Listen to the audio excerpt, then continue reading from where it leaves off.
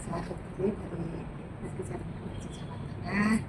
Saat ini saya adalah sebagai program guru dan kemudian membimbing Kamelia Zahra. Di seksi kesehatan ini ada beberapa program. Untuk AML ini pada saat program ini berkesempatan di program ini. Di program ini karena kami banyak aplikasi-aplikasi yang masih kita butuhkan pada adik-adik dari UNES, terutama dalam masalah analisa. Karena kami di Kesehatan Provinsi ini secara analisa aplikasi itu masih kurang ya. Karena kita lebih banyak kepada sebuah kegiatan dan sebagainya. Sehingga dengan adik-adik ini nanti ada hal yang bisa diberikan untuk analisa dan kemudian adik-adik ini telah memakai di sini sekian hari ya, mulai bulan September sampai Oktober ini banyak hal yang bisa dilakukan, terutama dalam menganalisa kasus. Ada beberapa aplikasi yang ada di sini. Tapi untuk khusus masalah ini adalah dari MPT. MPT itu adalah notifikasi dari Matata Pariraka Notification, yang mana pada kasus kematian ibu itu dinotif melalui MPT. Di sini kita bisa mengetahui riwayat dari kondisi ibu itu, mulai pada saat ANC, kemudian riwayat kehamilannya, rujukannya, persalinannya, hingga sampai di mana ibu itu mulai masuk sampai kepada ibu. Itu yang diperlukan suatu analisa dan komprehensif. Nah, anak ini sudah membantu kami dalam menyusun suatu modul panduan dashboard otomatis statistik kematian ibu dengan Excel. Apa dengan Excel? Karena untuk menggunakan aplikasi Excel ini setelah kami yang sudah usia mau mendekati Excel ini agak kesulitan untuk mengaplikasikan Excel. Tapi dengan Excel yang lebih familiar dengan kita, itu lebih mudah dalam hal kita mengaplikasikan. Jika ada data yang masuk, tinggal kita download, kemudian kita masukkan ke dalam Excel sudah dibuat sama Mbak ini. Nah, jelaskan perannya bagi kami bisa manfaat, sehingga kita bisa lebih tahu dengan aplikasi. Nah, untuk mencari hubungan antar variabel, karena variabel di EPD itu banyak sekali, sehingga dengan ada panduan atau otomatis ini mempermudah kami dalam menganalisa, sehingga nanti kita terus suatu kajian data yang kurang karena data dari EPD.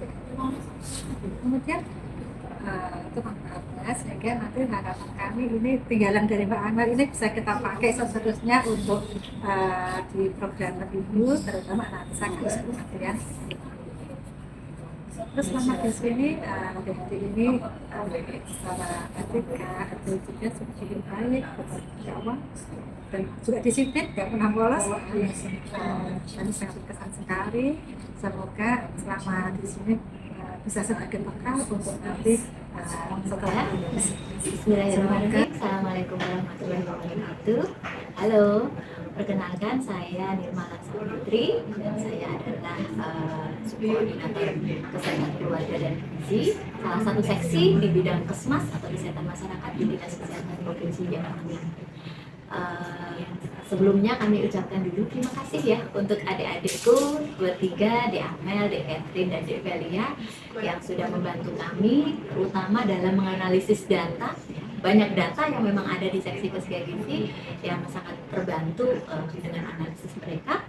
Salah satunya adalah data di dalam program KIA atau kesehatan ibu dan anak, kemudian data di program Puspro dan lansia, usia produktif Indonesia, kemudian juga di program gizi.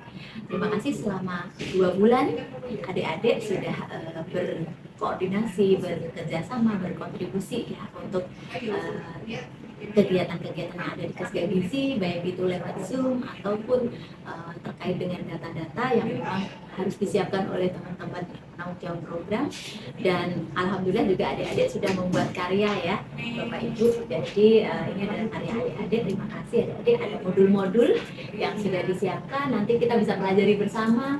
Tentu saja ini juga mungkin masih dimungkinkan ada koreksi-koreksi ya untuk Bapak Ibu guru atau teman-teman semua bisa menambahkan atau mungkin memberi masukan ya untuk apa yang sudah dilakukan adik-adik. Matur nuwun sangat.